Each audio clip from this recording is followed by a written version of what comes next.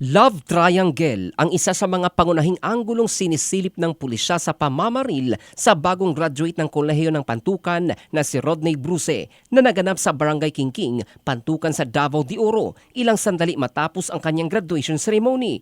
Ayon kay Pantukan Municipal Police Station Chief Police Lieutenant Colonel Irish Hezron Parangan, itinuturing na pangunahing sospek ang 25 anyos na dating kasintahan ng biktima at 3 pang kasabwat sa krimen na kalaunan ay natukoy ang kanilang identity. Lumalabas sa investigasyon na sakay ng isang minivan ang 4 na sospek kabilang ang kasalukuyang nobyo ng babae at isang dating pulis, 34 anyos na gunman at driver ng isagawa ang pamamaril. Sinabi ng pulisya na isa sa mga tinitinang motibo ay ang hindi umano nareresolbang alitan ng dating magkasintahan kaugnay sa ilang ari-arian nung sila pa ang magkarelasyon. Sinisilip din ng mga investigador ang posibilidad na nais pang makipagbalikan ng biktima sa kanyang dating nobya. Kaugnay nito, agad na naaresto ng Pantukan PNP sa isinagawang follow-up operation ang 3 sa 4 na sospek kabilang ang umano'y gunman na kinilalang si alias Franklin at ang driver ng minivan na si alias Alvin.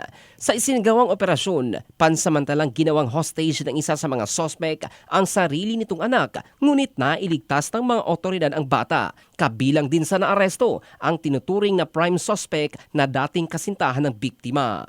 Patuloy namang tinutugis ng pulisya ang isa pang sospek na nakatakas. Inihahanda na rin ang pagsasampa ng kasong frustrated murder at paglabag sa Comprehensive Firearms and Ammunition Regulation Act laban sa mga sospek. In the heart of changing lives, ito si Jofel Candado ng Brigada News Philippines, the Music and News Authority.